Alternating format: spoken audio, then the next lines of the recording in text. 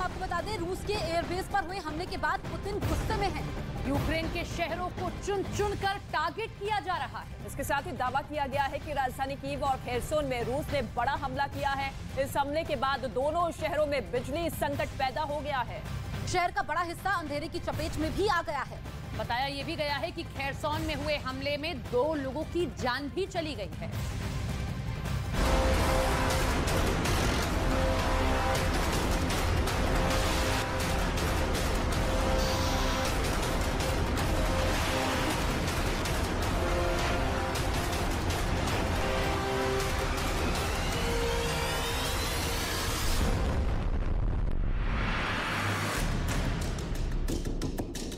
Putin काफी गुस्से में है।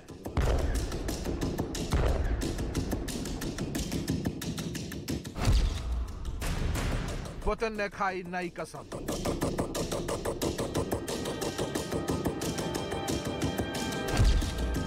कीव को कब्रगाह बना देंगे।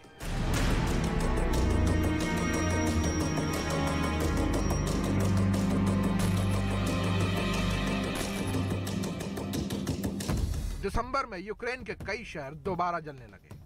सर्दी की ठिठुरन में बारूद की तपिश महसूस होने लगी। चारों तरफ धमाके की आवाज ने नए साल के जश्न को डर और मातम में बदलना शुरू कर दिया। वजह है पुतिन की सेना ने यूक्रेन के शहरों को फिर से टारगेट कर लिया। राजधानी कीव हो या खेरसोन, खार्किव हो या डोनेट्स्क, रूस की मिसाइलें इन शहरों पर आग उगलने लगी। दावा किया गया कि यूक्रेन के हमले के बाद कीव और खेरसोन के कई इलाके अंधेरे में डूब गए। इन शहरों में बिजली का संकट पैदा हो गया। एक वक्त लग रहा था कि पुतिन की सेना जंग में पिछड़ रही है। उनके हथियारों के गोदाम खाली हो गए, क्योंकि कई मौकों पर यूक्रेन की सेना ने पुतिन की सेना पर जोरदार पलटवार किया, लेकिन इसके जवाब में रूस खाली हाथ दिखा। लेकिन जिस तरह से अब दोबारा यूक्रेन के शहरों पर मिसाइलों की बरसात हो रही है, ऐसा लग रहा है पुतिन काफी गुस्से में है और उन्होंने कीव को बर्बाद करने की कसम खा ली। इसके पीछे बड़ी वजह भी है। रूस के 3 ठिकानों को निशाना बनाया। ये वो ठिकाने थे जो रूस की फौज का हिस्सा था। 5 दिसंबर को रूस के 2 ठिकानों पर बड़ा हमला किया गया। पहला हमला रूस के रिजायन इलाके में एयरबेस पर हुआ। दूसरा हमला सरातफ इलाके में बने एयरबेस पर ड्रोन अटैक हुआ। इसके बाद 7 दिसंबर को रूस के कुर्स्क एयरफील्ड पर ड्रोन अटैक हुआ। इन हमलों ने पुतिन को गुस्से में ला दिया, जिसके बाद पुतिन की सेना ने यूक्रेन के बड़े शहरों को टारगेट करना शुरू किया। रूस ने राजधानी कीव पर भी ड्रोन अटैक किया। बताया गया कि कीव पर हुए हमले में यहां की इमारतों को भारी नुकसान हुआ। कई हिस्सों में बिजली गुल हो गई। दावा है कि रूस ने यूक्रेन के खार्किव, ज़पोरिज़िया और डोनेट्स्क को भी निशाना बनाया। बताया गया कि रूस ने इन शहरों पर मिसाइल से हमला किया। उधर रूस ने साफ कर दिया है कि क्रिसमस पर भी रूस के हमले नहीं रुकने वाले हैं। दावा किया गया कि क्रेमलिन को यूक्रेन की तरफ से किसी सीज़फायर की पेशकश नहीं की गई। यानी इस साल का जश्न मातम में बदलने की पूरी तैयारी है और आने वाले वक्त में तबाही की और तस्वीरें सामने आने वाली है।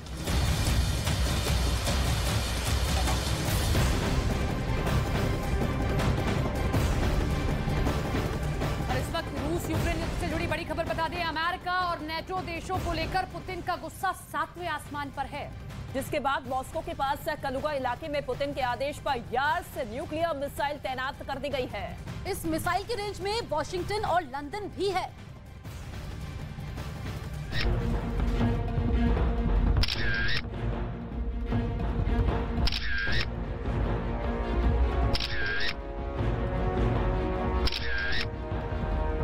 रूस का प्लान फैटमैन।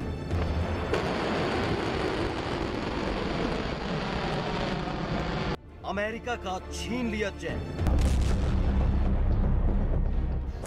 महायुद्ध में पुतिन का लिटिल बॉय।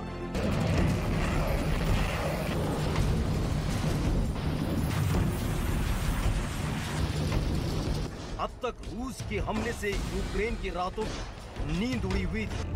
यूक्रेन के एक एक शहर पर हमले का डर बना हुआ था। कई शहर बर्बाद भी हुए थे।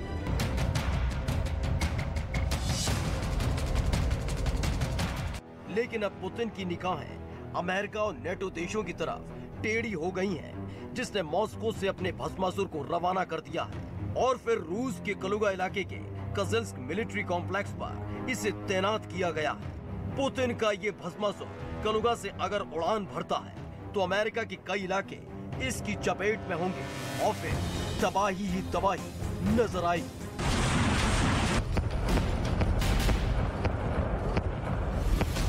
लिटिल बॉय की बड़ी दहशत। दरअसल रूस हमेशा से ही अमेरिका को चेतावनी देता रहा है कि वो रूस और यूक्रेन के युद्ध से दूर रहे, वरना उसे भीषण परिणाम भुगतने पड़ सकते हैं। ऐसे में कई बार युद्ध में परमाणु हथियारों के इस्तेमाल का जिक्र भी हो चुका है, लेकिन इस बार रूस ने सिर्फ धमकी नहीं दी है, बल्कि जो खबर सामने आई है उसने अमेरिका समेत पश्चिमी देशों के होश उड़ा दिए हैं, क्योंकि रूस ने अपने कलुगा इलाके में अपनी सबसे घातक यार्स न्यूक्लियर मिसाइल को तैनात कर दिया है, जिसको लेकर दावा किया जाता है कि ये मिसाइल इतनी ताकतवर है कि अगर एक बार इसने अपने टारगेट को हिट किया तो जापान की हिरोशिमा में हुई तबाही से बड़ी तबाही ला सकती है।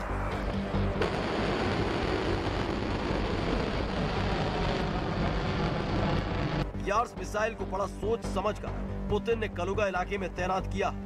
पुतिन ने यार्स को मॉस्को में तैनात किया है, जहां से वॉशिंगटन की दूरी करीब 7800 किलोमीटर है। वहीं मॉस्को से लंदन की दूरी करीब 2500 किलोमीटर है, जबकि यार्स मिसाइल की मारक क्षमता 12,000 किलोमीटर तक है।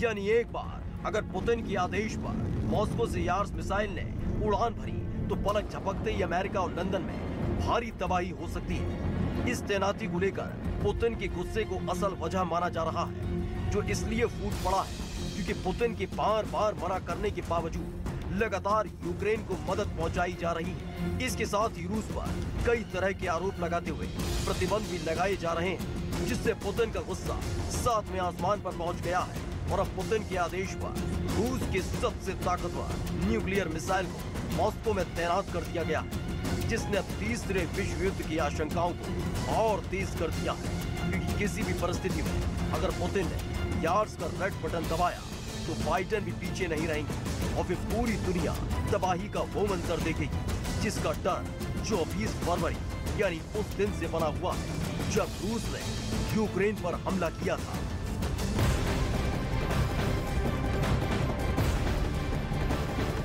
और इसी महायुद्ध के मोर्चे से एक नया वीडियो सामने आया है। वीडियो के जरिए दावा ये किया गया है कि यूक्रेन ने रूस के ठिकानों पर हमला किया। ये वीडियो लुहांस्क का बताया गया है, जिसमें ये दिखाया गया है कि रूस के ठिकानों पर हमले का दावा यहां पर किया गया है। नया वीडियो हमले का सामने आया है।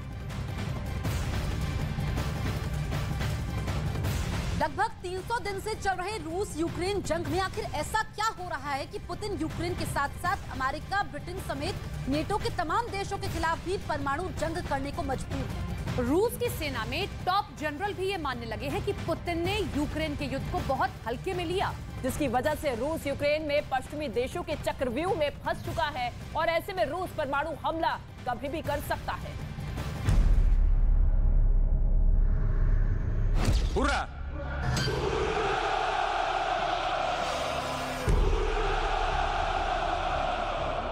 Контролирую состояние пусковых установок.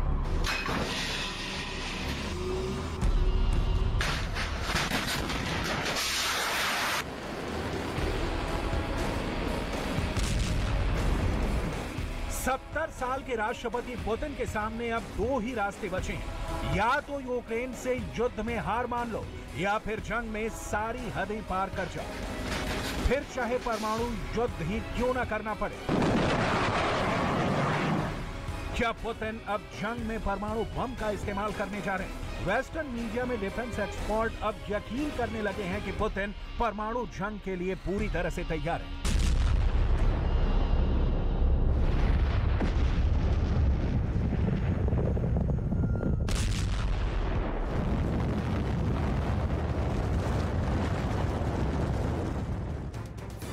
अब सवाल उठता है कि लगभग 300 दिन से चल रही रूस यूक्रेन की जंग में आखिर ऐसा क्या हो रहा है कि पुतिन यूक्रेन के साथ साथ अमेरिका, ब्रिटेन समेत नाटो के तमाम देशों के खिलाफ भी परमाणु जंग करने को मजबूर हो रहे हैं। इसको अब इस तरह से समझ सकते हैं कि लगभग 300 दिन से रूस 4 करोड़ 10 लाख की आबादी वाले यूक्रेन की जंग में बुरी तरह से फंस चुका है। एक तरफ रूस अकेले अपने दम पर यूक्रेन समेत तमाम पश्चिमी देशों के गोरिल्ला वॉर से लड़ रहा है, तो वहीं युद्ध लंबा खींचने से रूस के अंदर राष्ट्रपति पुतिन के खिलाफ विद्रोह जैसे हालात बन रहे हैं। रूस की सेना में टॉप जनरल भी ये मानने लगे हैं कि पुतिन ने यूक्रेन के युद्ध को बहुत हल्के में लिया है, जिसकी वजह से आज रूस यूक्रेन में पश्चिमी देशों के चक्रव्यूह में फंस चुका है। अब मीडिया में खबरें आ रही हैं कि रूस के राष्ट्रपति व्लादिमीर पुतिन ने देश की न्यूक्लियर फोर्सेस को स्पेशल अलर्ट पर रखा है। पुतिन के इस कदम से अमेरिका, ब्रिटेन समेत तमाम पश्चिमी देश खौफ में हैं।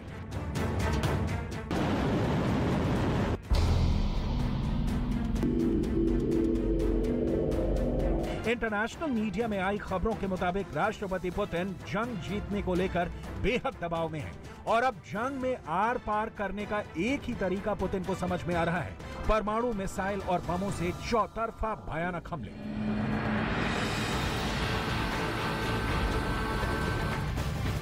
तो यूक्रेन के साथ ब्रिटेन और अमेरिका पर भी परमाणु हमले का खतरा काफी बढ़ता जा रहा है। और ये खतरा इसलिए बढ़ रहा है क्योंकि अमेरिका और पश्चिमी देशों की मदद से ही यूक्रेन जंग के मैदान में टिका हुआ है। यूक्रेन को मिल रही मदद ने पुतिन को गुस्से में ला दिया है। इसे लेकर वो कई बार अमेरिका और नेटो देशों को आगाह भी कर चुके हैं।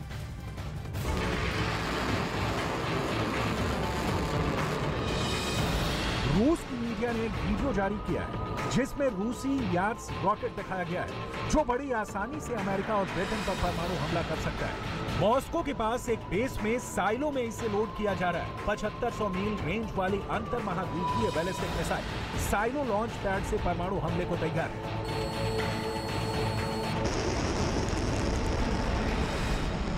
Недобычи. У нас есть договоренность с ОПЕК+, по известной планке добычи. Вот мы подумаем, что дополнительно, если потребуется. Я имею в виду сейчас Россию. रूस और यूक्रेन की जंग को 300 दिन होने वाले हैं। अब दुनिया पर पहले से ज्यादा परमाणु जंग का खतरा मंडरा रहा है। पुतिन की परमाणु तैयारी और इरादे बिल्कुल साफ है कि अब पश्चिमी देशों से गोरिल्ला वॉर नहीं बल्कि परमाणु जंग करेंगे, जिसमें या तो रूस बर्बाद होगा या फिर परमाणु जंग के डर से नाटो यूक्रेन में सैन्य मदद बंद करेगा। अब सवाल उठता है कि अगर पुतिन की परमाणु धमकियों को अमेरिका और ब्रिटेन नजरअंदाज करते हैं, तो फिर रूस अपने कौन से परमाणु हथियारों और मिसाइलों का इस्तेमाल 30 देशों से बने नाटो के खिलाफ करेगा, जिसमें अमेरिका और ब्रिटेन जैसे बेहद शक्तिशाली देश शामिल हैं। इस युद्ध नीति को समझने से पहले ये समझ लीजिए कि रूस अमेरिका और ब्रिटेन तक अपने परमाणु मिसाइलों को कैसे पहुंचाएगा। अब यार्स रॉकेट की ताकत को समझ लीजिए।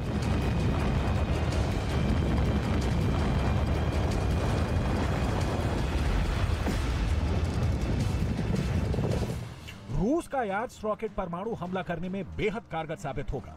रूस की राजधानी मॉस्को से अमेरिका की राजधानी वॉशिंगटन के हवाई रूट की दूरी 7,824 किलोमीटर है, यानी यार्स रॉकेट 7,500 मील या कहें कि 12,000 किलोमीटर तक हमला करने की क्षमता रखते हैं। इसी तरह से मॉस्को से लंदन की दूरी 2,500 किलोमीटर है, जहां रूस का यार्स रॉकेट आसानी से परमाणु हमला कर सकता है। यानी 12,000 किलोमीटर तक हमला करने वाला रूस का यार्स रॉकेट अमेरिका और ब्रिटेन दोनों पर आसानी से परमाणु हमला कर सकता है। इसीलिए राष्ट्रपति पुतिन ने मॉस्को के एक सैन्य बेस पर रूसी यार्स रॉकेट को परमाणु बम के साथ तैयार रखने के आदेश दे दिए हैं। पुतिन के इन्हीं तेवरों को देखकर अमेरिका बौखलाया हुआ है। We should say publicly that if Putin did authorize the use of a nuclear weapon, he would be signing his own suicide note. And I think that needs to be clear publicly so that everybody in the Russian military, intelligence, domestic security conglomerate knows how much is at risk here.